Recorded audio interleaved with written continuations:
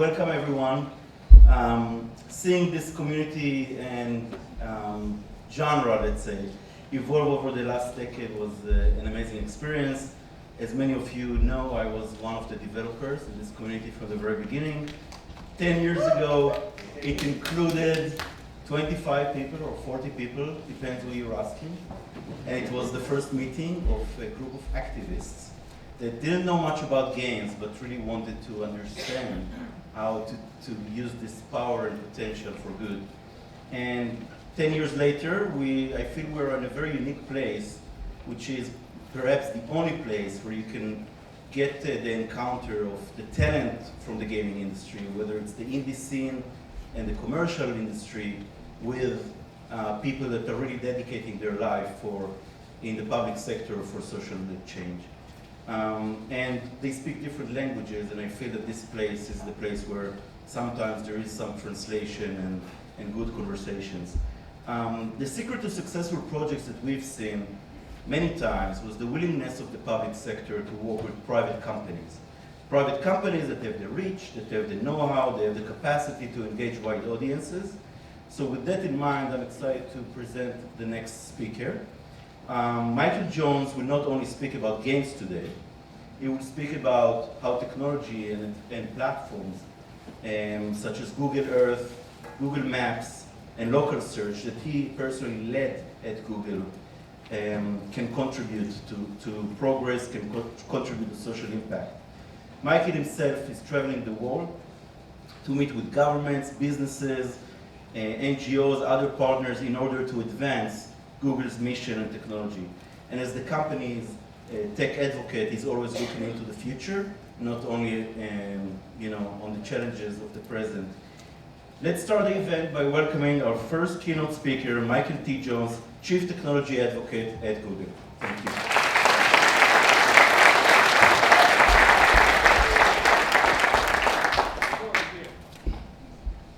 So thank you, everybody. I'm going to talk about basically two ideas. My idea about games for change is basically changing the way the whole game idea works. So I'm going to talk about basically redefining what a game is, which isn't really that hard to do since a game is almost everything. You know, if you've ever been dating, that's kind of a game. There's a lot of games, right? So I'm going to talk about that, and I want to talk about the idea of a kind of game where you could really affect the behavior of people on a global scale. So a lot of people on a global scale. It's a pretty big place. So I want to talk to you about that to start with, that right here in Manhattan, which is a pretty big place, it's almost exactly 1.7 million times smaller than the land area of the Earth. Okay, so I'm an engineer, so everything's numbers to me. Okay? So if you're going to make a game that's going to transform the world, you have to transform Manhattan and then do like 1.7 times a million more than that. All right, no, I'm serious. So I'm going to do that. And so I said, well, how are we going to do that? Well, like if we had a hot dog cart, we couldn't go to that many places with our cart, right? And if it was big enough to hold like a million times as many hot dogs, it would like sink in the ocean. So basically, when you think about changing the world, you've got to think about things that are scalable. And that means you've got to use people who are your users to talk to other users and say, hey, we've done a Google search, you should try that. You know, that kind of thing. Because you can't go talk to them all one by one, knocking on their door. There's too many people. So let's start with that. So when I'm thinking about hearts and minds, which is a concept that people seem to like to say, it's pretty stupid to say that, because the way I convince you to trust me with your mind is not the way I would convince you to like marry me with your heart, right? It's two different arguments. Let's talk about the brain part first, the mind part. So these are some examples of things that I like, all of them, that are things that my mind thinks these are authoritative. You know? Now I know the OED is kind of ponderous and hard to deal with, but if they say that's what the word means, well, that's what it means. You know what I mean? That's it. If the Encyclopedia Britannica, I know people think it's gone away now and that Wikipedia has replaced it. The truth is, Britannica has the definitive definition of everything that it has. It just doesn't grow as fast. So that's a good thing. Wikipedia is a good thing. I think Will and Ariel Durant did a great job writing about history. And so these are things, I like doing Google searches. I just like that. I mean, not because I work there, I just like doing that. It's cool. So these are ways that that you can be so authoritative and so comprehensive that people everywhere would say, oh, this is the thing I want to use to answer my question. And it doesn't take very many tests on their part to believe you that this is an authoritative way. And my part of Google is the mapping part. I'm the Google Earth guy, so let me talk about that. So to convince the people of Rome that we were a good way to see Rome, we had to have all the streets of Rome, all the hills of Rome, because hills of Rome, and we had to have all the buildings of Rome, including kind of buildings in poor shape, like the Colosseum and the Roman Forum, right? So it's a requirement, or the Pantheon that you see right there with the Oculus on top. So it's a kind of map. It's not like the kind of map that was the National Geographic map. It's not the MapQuest map. It's not those are bad maps. Those are great maps. This is something different because you can go wherever you want and see things. So we had to change what it means to be a map to be able to be comprehensive enough to get everybody to want to use it. Same thing in Venice. If you've been in Venice, it's a maze of twisty passages all alike, like a woods adventure game, but not if you have a good map. So likewise, if you're in Tokyo, maybe I can't read the signs, but a map can help me find where I want to go. So the thing I feel is that by making the data universally comprehensive, it answers everybody's question. Okay, in these kind of applications. So like here even in Tokyo, you can see where the trees are there by the Diet building, which is the capital, kind of capital building. The trees are 3D. We use face recognition technology to look at the satellite pictures to find the trees and say, oh, you're a pine tree, you're an elm tree, you're this big. And we put a model of a pine tree or elm tree, slightly modified, on the right spot. So in Central Park in Google Earth, you can see all the trees on top of all the right spots. Okay. So the thing is, after a little bit of experience with that, people come to think, well, that's the real world. I mean, it's a computer, and it's pretend, but it's almost like the real world. So you can make judgments, like I'll meet you by that tree in Central Park, and you can do it on your computer, and it really is there when you get there. Okay, so it's a blending of the real world and this sort of imitation world, because the imitation world here is designed to be like the Oxford English Dictionary. It's like perfect, not perfect, because we're not perfect, but as perfect as we can make it. Same kind of thing in Google Maps. I did type this in last night. How far is it from the airport to where we're meeting today? How long will it take? And it was telling me it normally takes this long, but the way the traffic is now, it takes a little bit longer. That's really good to know. Okay, how would you know how long? How would you know in making it? This isn't a game, I know, but how would you know that? Well, it turns out that New York State doesn't know that. They know about major throughways. They don't know how busy 46th Street is or 50th Street. They don't know that, but we know that because there are 900 million people with Android phones in their pocket, and they say, "I'm going 18 miles an hour. I'm going 27 miles an hour." And one's in the pocket of the guy that said the FedEx man. He's inside delivering. He's going 0 miles an hour. But we get 1,000 reports on that street. The average is 21 miles an hour. It's probably 21 miles an hour. So we can use that to figure out how long it'll take you to get from JFK to here. Same thing if you're going in Pakistan or in Sweden. It's a global thing. So there are certain questions that can only be answered by doing like everything. Because you might go to Sweden. You don't just want to go to Central Park, right? So you do everything. So what we found out after that is we wanted to do something called Street View. So we could tell you what it's like when you get there. That is when you go somewhere and you look, you don't look at the roof, you don't see like air conditioners, you see the front door. So what we found out was, if you look at the world, just at random, just taking pictures, then it turns out that you can see a lot of things about places. You can understand what's different about New Mexico than Russia. You can see how kids are in South America. You can see that the army guys wave in some countries and like check their fist in other countries. You can learn about business and prosperity around the world, tragedy and sadness, and more business and prosperity around the world. So when I was a little boy, I came here and I actually got one of those pony badges by working that out. So barbecue there in Lahore, Pakistan. So anyway, this kind of idea of we're trying to show you what the front of the store looks like. Clearly that's New York, right? See, you can tell. So we're trying to show people what places are like by just showing them what they are. And pretty soon we started taking pictures of places that were special. And we found out that people, for example, like in a wheelchair or in a hospital, maybe couldn't go see Shamu, but they could kind of go see Shamu. It wasn't the same, but then again, it's better than reading about Shamu. You can read, it says, Shamu's black and white, and he's a fish, kind of, and he's real big, and he splashes. Well, that doesn't really capture it, the way like being there would be, and if this is a street view bicycle here, we can drive around and take pictures of this.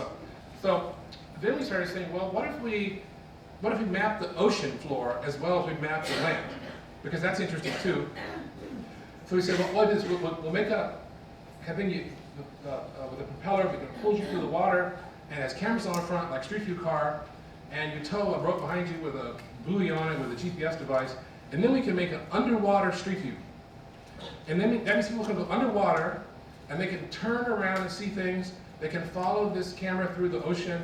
They can zoom in and out to examine animals and things. So then it's not the same as being a scuba diver, but if you're not a scuba diver, it's all you're ever going to get, right? So there are a certain number of scuba divers out of 7 billion people, and there's a certain number of people who aren't scuba divers. And what we could do maybe is we could make the losers, so to speak, have a little bit of taste of how wonderful it is to see the majority of life on Earth, which is in the ocean.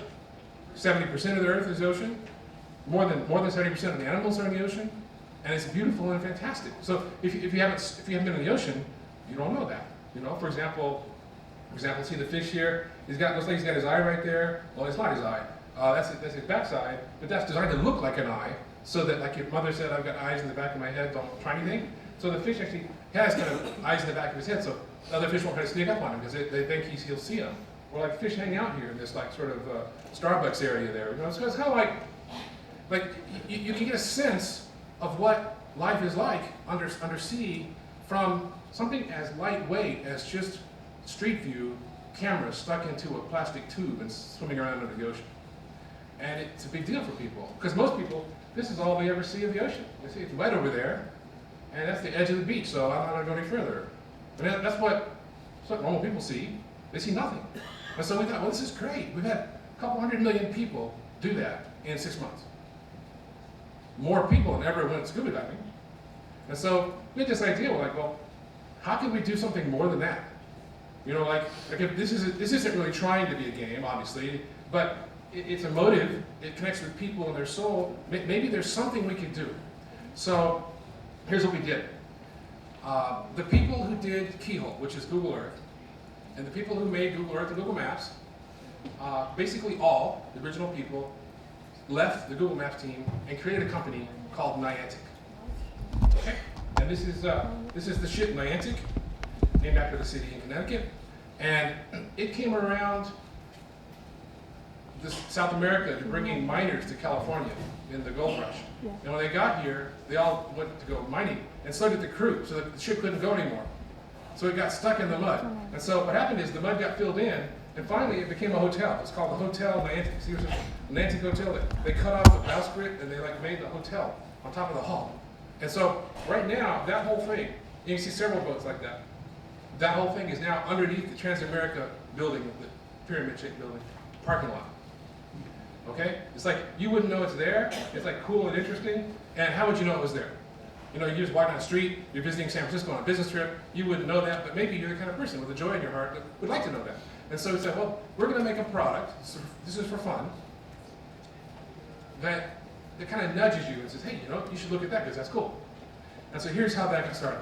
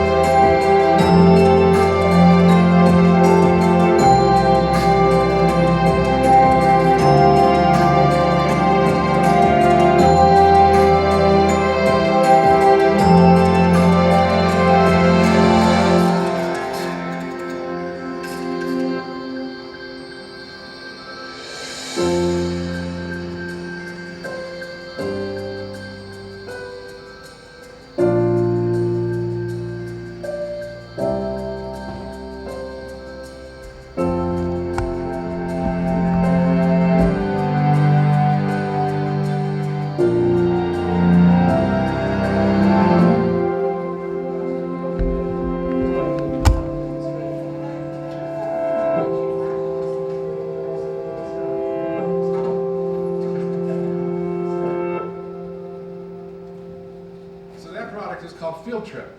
And the idea is that if you're really successful, you'll never grow up. And the wanderlust you feel when you're a child, you'll keep as an adult. As you go around, you'll like be tempted to see things. And this is how it works. It's free. I'm not going to sell you anything. It's a program you install on an iPhone or Android phone.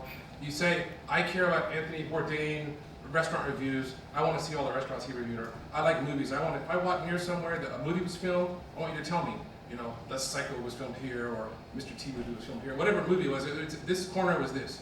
Or you can pick historic places, or all kinds of things. Just hundreds of things. So the idea would be, it would nudge you, vibrate you, say, oh, I'm near 2 blocks away from whatever, the first Liberty Bell or factory or something, whatever it is, and you go over there and look. And so that appeals to some people, not other people, but like my kind of people, it's fantastic, because I like the world. It's fantastic. So that was our warm-up while we were working on our big thing, okay? And it's the big thing that I want to talk to you about. But I want you to understand that, well, I didn't say it, but I should say, so Google Earth and Google Maps are used by 1 billion different people every day. Okay, so something that started in my dining room 10 years ago is now in the hands of 1 billion different people every day, and no human ever needs to be lost again. Okay, so it is possible to build something that changes things. It takes a while, even if you go fast, it takes a long time, and no, it's not a game, so I'm not going to get credit from you as a game, but it's possible to make something and then share it with people, and they like it, and then it changes them. I know that to be true. And this is a little thing, I'll show you a big thing. This is the big thing, so you must be really impressed by this, and I'm going to talk about this for a little bit.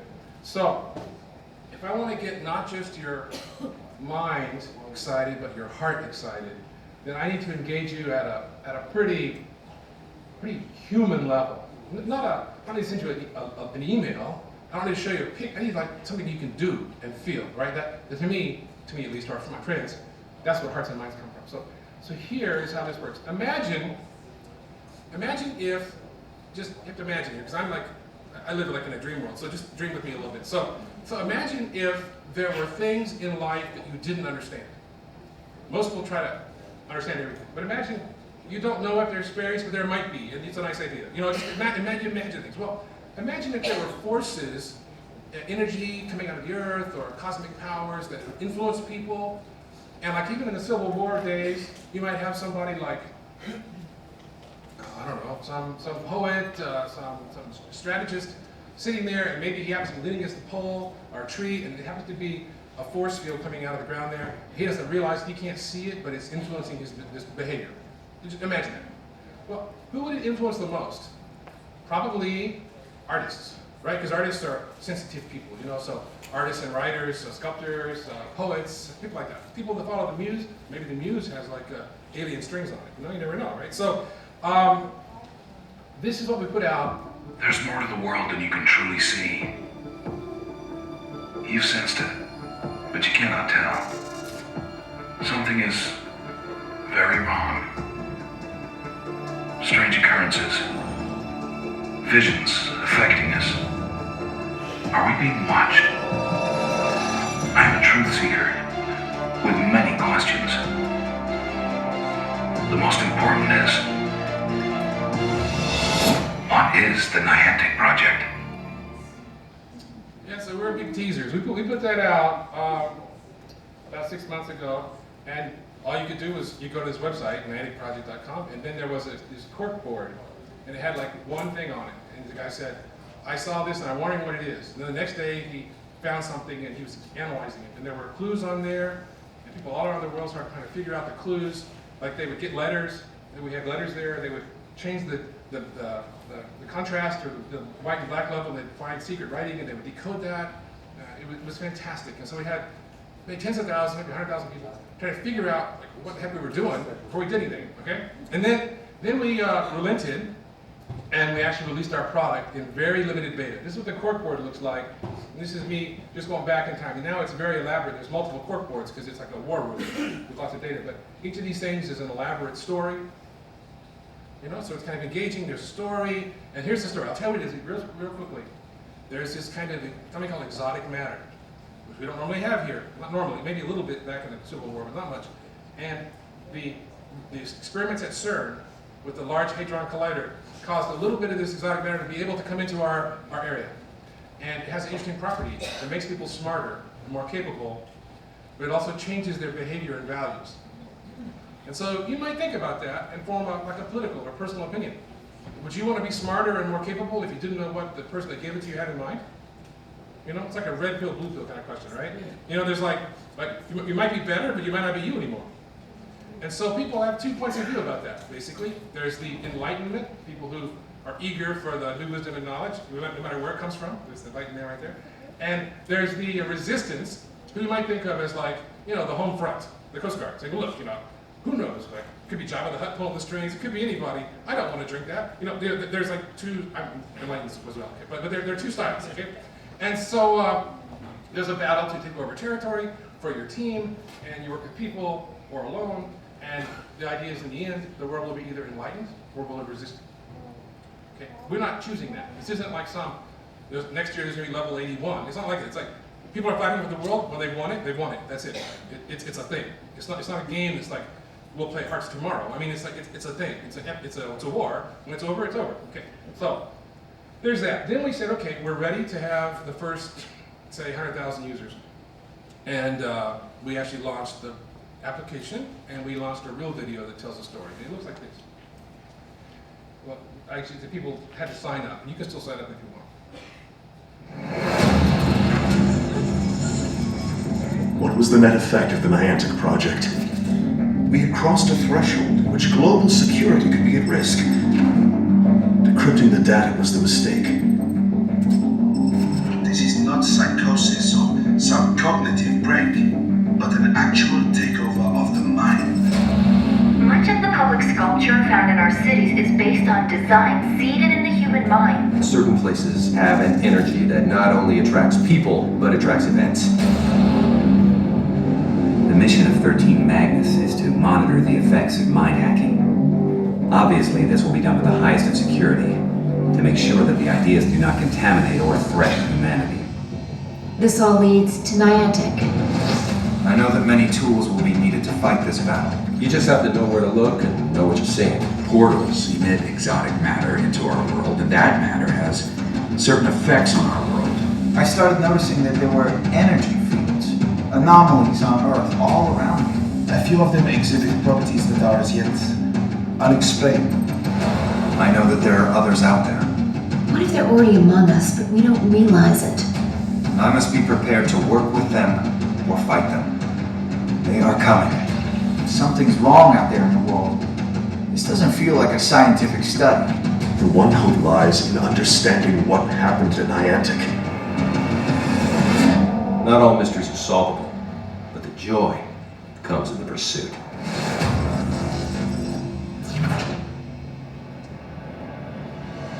And that's all we've told anybody. Okay? Because it's a game to be figured out, and it'll come out as it does. Now, we have, we're still in this very tightly controlled beta, less than 200,000 people playing. But, I mean, because of practicing, because we're going to have, say, 50 million or 100 million. We have to be right? And for example, one reason for the slow rollout is we found people that cheated. Well, you know, I'm not surprised by that. I'm sure the New York police wouldn't be surprised if somebody cheated on something, right? So, but we're just mild-mannered engineers, so we said, oh my goodness, somebody cheated. Who would pinch Big Bird on the butt? You know, what kind of person would do that? You know, so we had to go fix that, right? So we kind of make it better and better, and so we test more people, we get more good guys, more bad guys, and we get better and better. So that's the kind of thing we do. Now, let's tell you what we have now. We have this website where you go to you go and you sign up, and you get a request an invite. Someday later, it may come. How many people here have ever applied for an invite and got one? Anybody?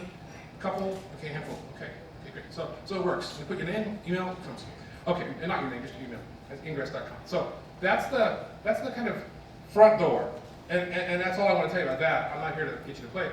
I want to tell you what it means to us and what I think it means for the future of games. And I'm going to go kind of go on the side of the story, and not talk about in the story, but about the story. So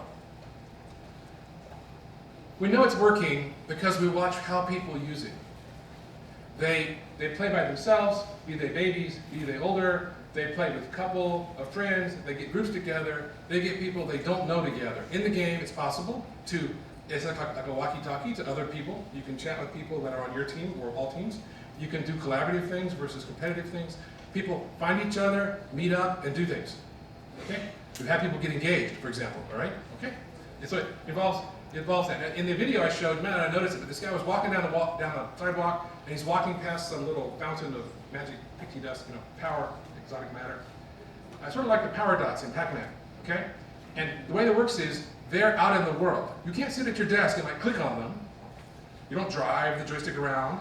You have to get out, put your phone in your pocket, and go explore the world to walk across one of those spots. Okay, it's like you're the Pac-Man, and the world is where all the power dots are, okay?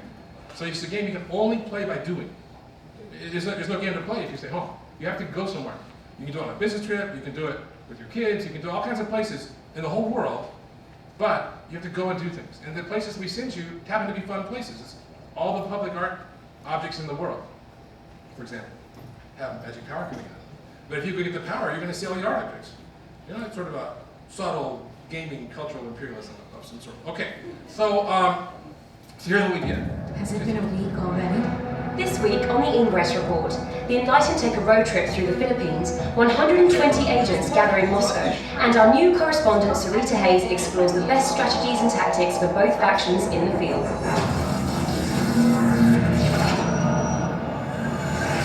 Welcome to the Ingress Report. I'm Susanna Moyer.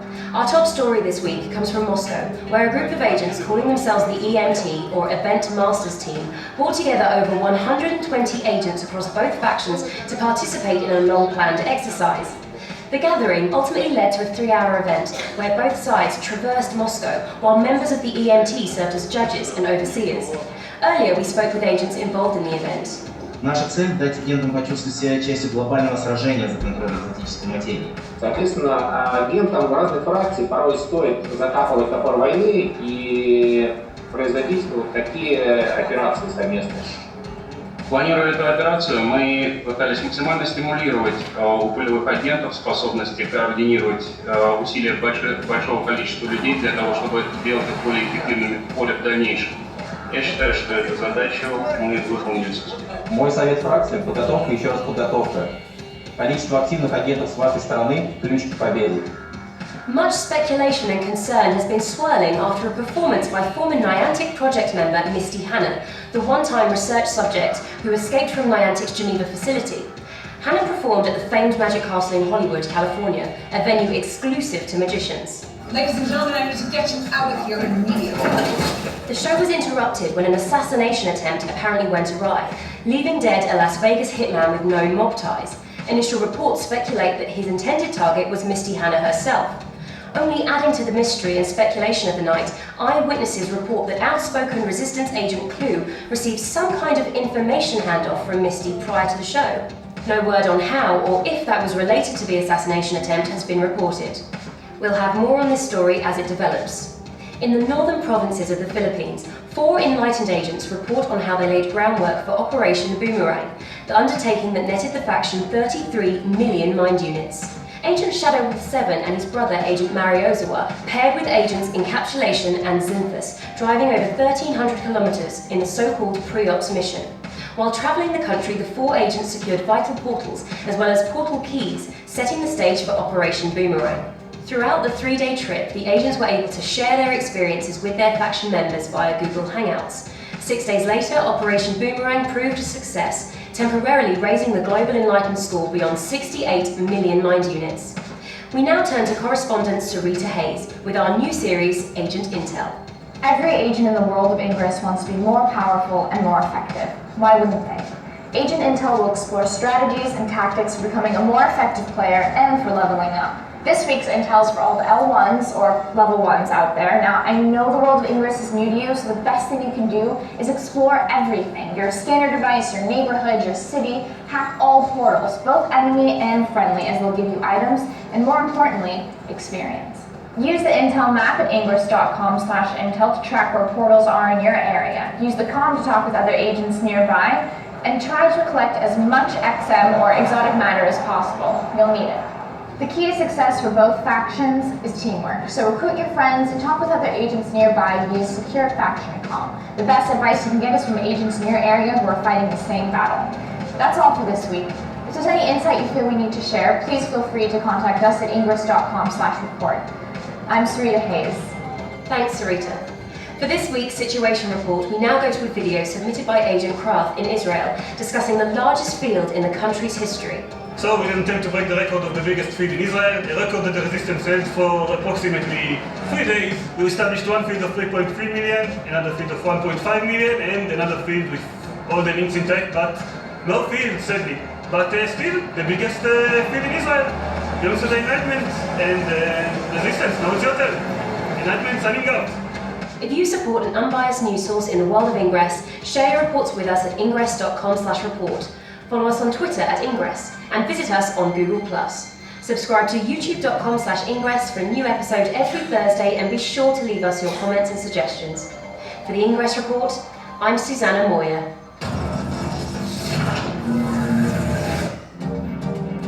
Transmission completed. Okay, so you get a sense that the how to play manual is now a video that's like a news story. It's like watching CNN. Every week we get to tell you another page in the user manual. We get to tell you another new feature we've added or fixed in the program in the guise of a gameplay feature, invasion, or a situation. And all the stories here about people around the world, they're all true. They're not like Google employees. They're like the regular people who think it's fun to do this, to get out and see the world and learn about their country. They get up in the middle of the night and drive around and do things. People are wandering around right now in your neighborhood playing this game, and you don't know what they're doing, but they do. They're in on the secret, and you're not. That's part of the appeal, right? Everybody likes to be in on the secret, right? That's a great thing. So where do we go from there? How do we know it's working? We see that people shape their lives. So people send us pictures of like, look, I made a pizza that has the Ingress logo in it. I made a beautiful cake. I have my baby doing some weird thing with the Ingress logo. I got the Ingress resistance key on my fingernails. I made artwork. So these are like, this isn't like some ad agency. These are like players. Okay, so when I talk to you about hearts and minds around the world, this is hearts and minds around the world, right? People don't do this because it's homework. Right? They do it because it's fun. It's something interesting, and so they do it. It's good for them, and they like sharing that with other people. So I know it's going to work, be the biggest game ever in the history of the world, and transform people around the world. So, one more It's good to see a familiar face. This week on the Ingress Report, an operation 3 months in the making unites agents across 2 continents. US Enlighten launch a large-scale field on the heels of their success at Operation Bowstring, and Sarita Hayes returns with Agent Intel.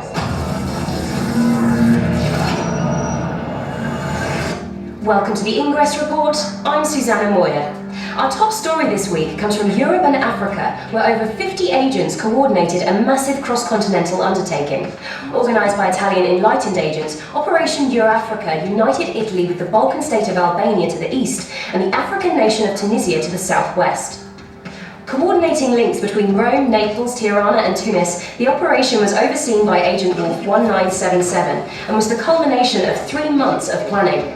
As more and more agents organised to create cross-country and now cross-continent megafields, it remains to be seen if the Ada Refactor and Jarvis virus will force them to fundamentally alter their strategies. Given that these weapons provide agents the power to destroy blocking links and fields from either friend or foe. Okay, I wanted to stop it there because I just want to give you a sense of that. So last week we had, in the previous episode, that 1 week, we had people running around Moscow in the Red Square doing weird things with phones, right, measuring something, and they didn't get shot. Okay? That's a big change from 1980, right? Okay, and now we have people in Tunisia and Italy and Albania doing something together that didn't even know each other to start with. Well, USAID isn't doing that, right? I mean, so once again, what you think of a game, it could be Monopoly, it could be something else, but I mean, these are people making bonds across continents with strangers for a common enterprise and a shared victory. So I think it's a good lesson for people, right? Everybody's the same, and those are the kinds of things that we all have in common. It doesn't matter, what your education is, what your race is, whatever it is. It doesn't matter any of that stuff. You still like to win the prize, it's great. So this is a way that is connecting people around the world as they play a game that's experiential. I like that. I like that a lot. So now, our game is designed like many games where there's a balance of power. Chess pieces, each guy has only 1 queen, that kind of thing, right? So same men, same pieces, right? So same thing here. it might be good to be enlightened because then you're like super powerful, like the spice, and Dune. Might be dangerous, who knows? Well, I don't know, but I'm going for it, because somebody's got to go for it. Why not me? I'll be the smart guy, right? So there's a world in chaos there, half enlightened, half resistance. You kind of pick yourself. So one more video for you, real quick. Your commitment has been noted. This week on the Ingress Report, a US holiday unites factions in a cross-country operation. The first all-female portal is claimed in Australia, and rumours surface about a scanner update that will include 5 new mods. Welcome to the Ingress Report. I'm Susanna Moyer. Our top story this week comes from the US, where agents from both factions joined to coordinate in an operation they called Links Across America, intended to celebrate the American holiday Memorial Day, which is a national day of remembrance for fallen soldiers. Links Across America was organised by agent Portalist. The goal of the operation was to create a series of link chains across the United States that ran through either war memorials or military bases. The Northern Line ran from Fort Funston in San Francisco to Fort Wadsworth in New York, while the Southern route went from the Los Angeles Air Force Base to Camp Lejeune in North Carolina. The event was organised using Google+, where Agent Portalist gathered scores of volunteers to secure vital links in the planned routes. By the conclusion of the holiday weekend, 236 agents in over 20 states participated in the event. The result was an estimated 8,000 miles of links if they were put end to end. As faction communities continue to grow on Google+ and other social media, cross-faction operations such as these appear to be increasing in frequency and scale. If you know of agent-initiated events or cross-faction operations, share it with us via ingress.com/report. We go now to Sarita Hayes with another installment of Agent Intel. I'm at the 3rd Street Promenade in Santa Monica to talk about Level 5 strategies and tactics. Now that you're becoming a leader in your community, you need to know how to maximize your scanner's communication capabilities. Tap agent names in Secure Comm to send @mentions to specific agents, which will show up gold-colored in the comm. If you want to @mention an agent on the opposing faction, remember to select All Comm. Swipe left or right to swap between all and faction comm. When it comes to control fields, scour the intel map to identify opportunities where one well-placed link can complete a field. While you can't create fields inside of fields, note that fields can be created using shared edges or shared links. That's all for this week. If you have a suggestion for a tip that we should feature on the show, submit it via ingress.com/report. For the Ingress Report, I'm Sarita Hayes. Thank you, Sarita. For this week's Situation Report, we go to a video submitted by a group of female Australian agents who claim to have created the world's first all-female Level 8 portal. This was a massive achievement for us in Melbourne. We had literally only 8 enlightened female agents to be able to pull this off, and it took some logistics to get us all together in the same time and place. The portal we chose for this significant occasion was Women in Medicine at the Royal Women's Hospital. The portal is important to us because it was an early meeting place for the enlightened women in Melbourne. This was the first time in Melbourne's Ingress history that the enlightened were able to do something first. This time we were able to show that we could do it, and we could do something first not only for Melbourne, but for Australia and the Southern Hemisphere. The enlightened embrace diversity. We welcome people of all genders, all cultures, all abilities, all orientations. Differences are not going to be erased by the changes that are coming. They're going to be celebrated. In tech news this week, unconfirmed reports list a number of potential game-changing updates for the forthcoming Scanner Client version 1.28. Included in those updates are 5 mods believed to be developed by the companies Visua, IQTech and Hulong Transglobal Corporation. The mods include the Force Amp, the Heatsink, the Link Amplifier, the Multi-Hack, and perhaps most notably the long-awaited Turret, which will increase the portal defense by increasing the frequency of portal attacks against enemy agents. Also coming in this week are reports regarding the Jarvis virus and Ada refactor, which appear to be spreading throughout the world. Agents submitted updates on the usage of the 2 weapons have come from areas such as Japan, Russia, Spain, Brazil, and the US. Shown here in this video, Agent Moldango demonstrates using the Jarvis virus on a portal in the US state of South Carolina. And finally, as we told you about last week, there is a new XM anomaly expected to occur in Cross Plains, Texas in the US on June 7th and 8th. As new leaked documents have been posted on P.A. Chapeau's investigator board at NianticProject.com, more details have come to light on what to expect. It appears there are 11 so-called ancient portals associated with this anomaly, And according to one source, there will be, quote, 2 classes of portal links active during this anomaly. Class A links are links to any of the key ancient portals, while Class B links will be those that originate from cross-planes and connect any other portal. More details on the event and links to the leaked documents are listed on our show description and on our Google Plus events page. If you support an unbiased news source in the world of Ingress, remember to subscribe to youtube.com/Ingress for a new episode every Thursday, and be sure to leave us your comments and suggestions. For breaking news, remember to follow us on Twitter and Facebook at Ingress, and join our community on Google+. And as always, we encourage you to share your reports with us at ingress.com/report. For the Ingress Report, I'm Susanna Moyer.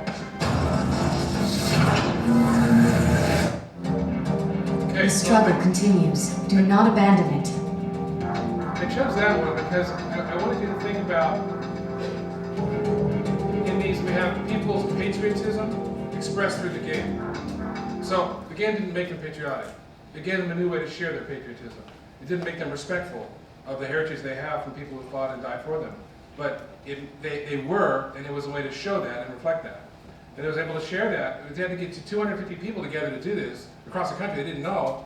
They had to talk to each other, which they did on Facebook and Google Plus and Twitter. They did that too.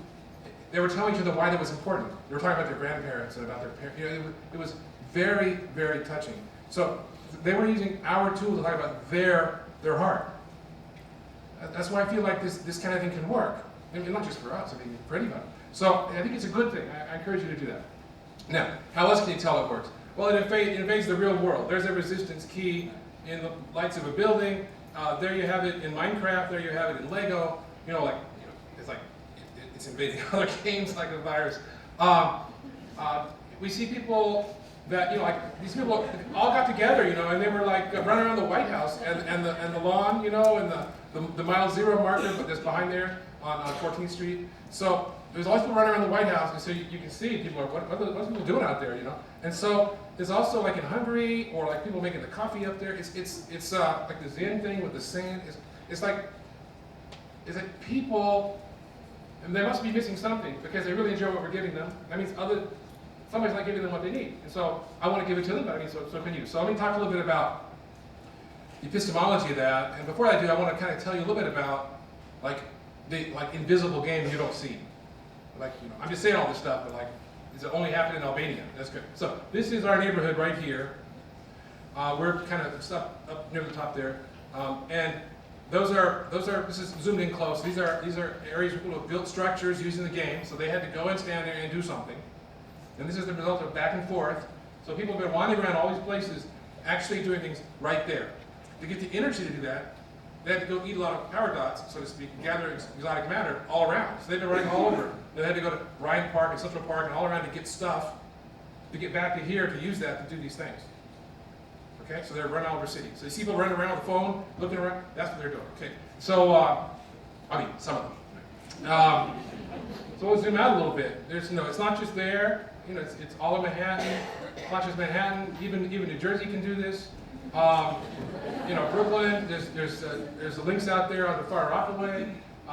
Even over here in southern New Jersey near Princeton, you know, some big uncontested areas up there in the Northeast, all around the Great Lakes in Chicago. So this is like it's just starting, still in this closed beta, but I think it's going to work. Okay, so then it's not a U.S. thing though. So for example, if we go to London and we go to downtown London, we can see it's the same thing. Okay, or maybe Rome. You know, things are different in Rome, but not very. What is true is it's mostly resistance in Rome, but up near that lake up there, that's where Castel Gandolfo is. That's where the Pope's vacation house is. A lot of enlightenment up there. Okay. In Beijing, so is this allowed in Beijing? Of course it's allowed in Beijing. So the Forbidden City's got enlightenment on one side, resistance on the other. And what's funny about that is if you are from China or know about this, the Forbidden City was like, kind of, Mao wasn't a fan of honoring the emperor too much. But when the Chinese rulers built their houses, they're all just on the left side of the red wall, of the left, basically the west wall of the Forbidden City there. So there's a lake there on the other side. There's no enlightenment in that area, but there are a lot of blue down by Tiantan. You know, that's that big white space at the bottom is Tiantan. You know, I wouldn't have done Google Earth if I didn't like the world, right? So I know everything is. But It's in Beijing as well. How about Brazil? Well, it's in Brazil too. And if you know Brazil, I went in Rio, it's in the city, it's in the favelas. It's like everywhere. Because there are people everywhere, and they care about things everywhere. It's not unique to anybody. Rich or poor, whatever, everybody loves this stuff. Indonesia, I like going to Indonesia a lot. A lot of constructions in Indonesia. A lot here, and a lot up in Bandung, which is where the sort of MIT, Harvard kind of area is in Indonesia. So obviously it appeals maybe more to kids, or more to teenagers, and more to young adults than to just the average person in Indonesia. Or maybe it's a networking thing. I don't know, because you got to have a smartphone, or you can't play. Your token in the game is a smartphone. How about Moscow? Moscow's a hot place. Looks like about half and half resistance. So this is just starting. There's people all around the world running around doing things everywhere, like everywhere. Empty quarter isn't empty of Ingress, okay?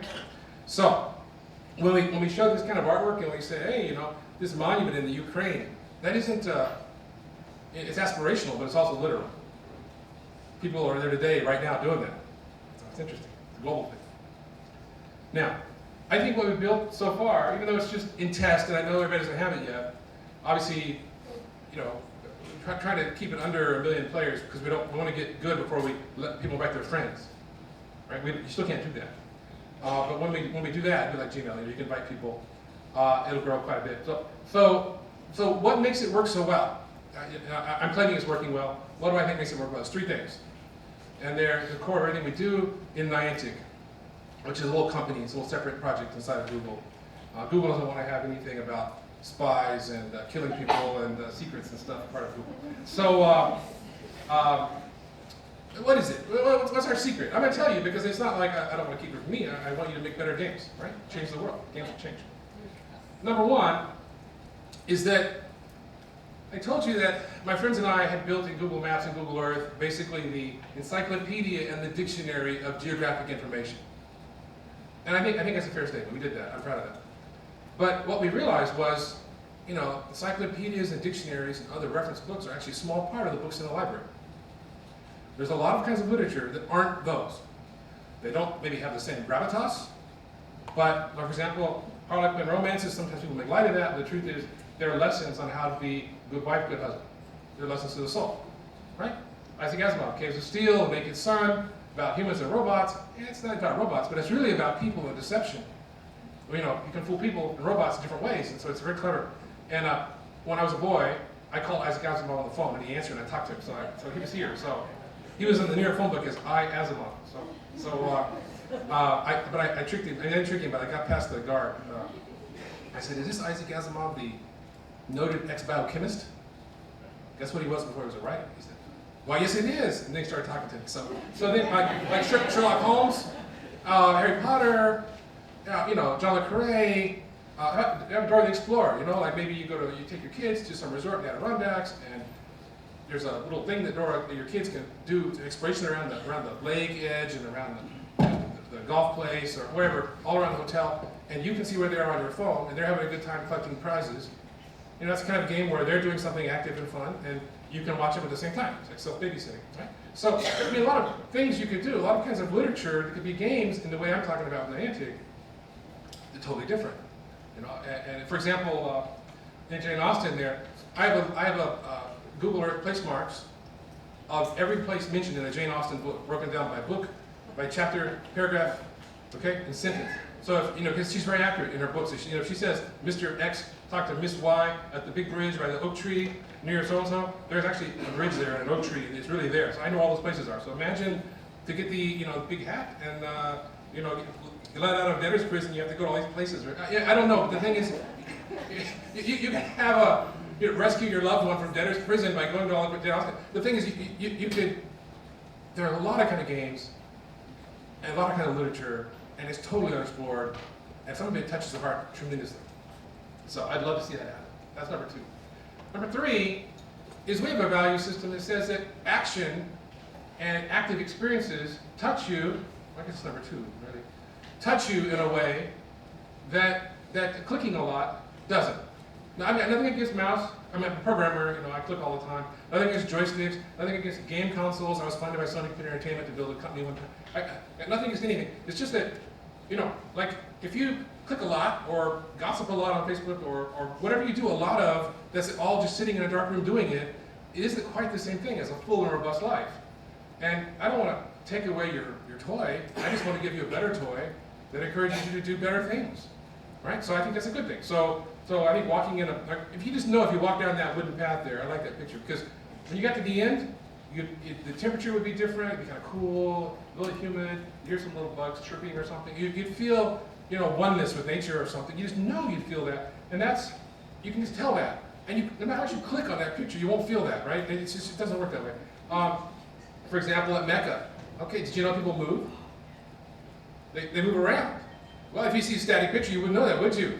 You should go. I mean, if you're of their persuasion, you should go. But it's like go for a bicycle trip. Like when you ride a bike, you feel things differently than when you drive a car. I'm not Richard Simmons, obviously, but I mean, it's good for you, not because you exercise. I mean, that's good, I'm sure, but I mean, it's actually, you live something you wouldn't have lived. And for example, this is one of the Ingress players, and she posted, she said, hey, I lost weight, and I'm so happy. Okay, it's not the Ingress diet plan, but the thing is, but it was, right? Because she was running all around her town doing things instead of sitting at home watching Chopped or whatever. You know what I'm saying? It's different. It's just different. Doesn't appeal to some people. That's okay. There's billions of people. It'll appeal to some of them, and they'll have a better life for it. Now, third thing is that we think that your best experiences in life happen with your friends and loved ones. Right? The things you remember, you say, oh, that was a great place. I went there with my cousin. I went there with my girlfriend. I went there with my dad. That is, most things you remember is you and X, where X is important to you. But when you're sitting in a room, like all alone, playing World of Warcraft, I mean, there's a name on the dragon, that's your friend, but it's not, you're not with somebody. I just want you to be with somebody. I'm not against Warcraft, I just think you should be with somebody. Okay, now, my advice to you, adapt if you want to prevail.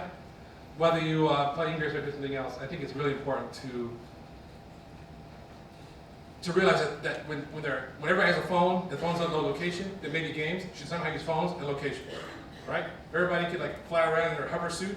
You should have a game that involves flying around in a hover suit. You should not be blind to the changes in the world that are cataclysmic changes, and something that has 900 million people using it is pretty cataclysmic change. Okay, so that's my advice, that's what we're building, and I hope it inspires you to think about the games you're building and makes you feel confident that you can reach out to tens of millions or hundreds of millions of players. You can leverage things like Facebook, things like YouTube to deliver your message to them, and they'll come to you for the message. All you got to do is invest in Hollywood kind of production quality, and they'll come to you. I mean, but you got to ante up. But the thing is, you can get a billion people to look at your video. It doesn't cost you a billion times as much as one person looking at it. So I think there's ways that you can use that are new ways that are really, really effective. Or at least for us, they seem to be effective, and I think you should try them. Thank you very much.